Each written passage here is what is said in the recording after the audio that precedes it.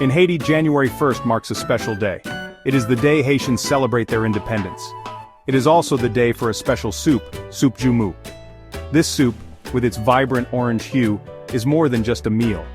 It is a symbol of freedom and resilience. Every spoonful tells a story.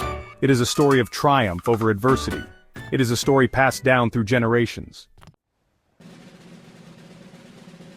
To understand soup Joumou, we must travel back to 1804.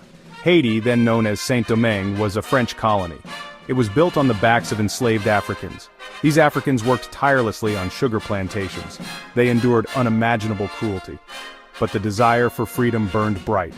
Led by Toussaint Louverture and later Jean-Jacques Dessalines, they fought for their liberation. After a long and bloody struggle, they won. Haiti became the first black republic. Under French rule, the enslaved Africans were forbidden from eating soup Joumou. This soup, made with pumpkin, was considered a delicacy. It was reserved for the French slave owners.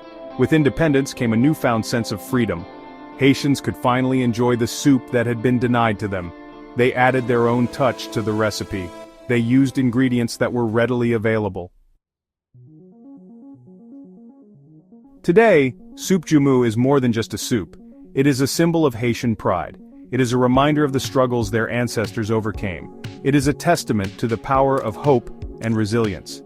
Every year, on January 1st, Haitian families gather to share this special soup. They remember their history, they celebrate their freedom, they pass on the legacy of soup Joumou to the next generation.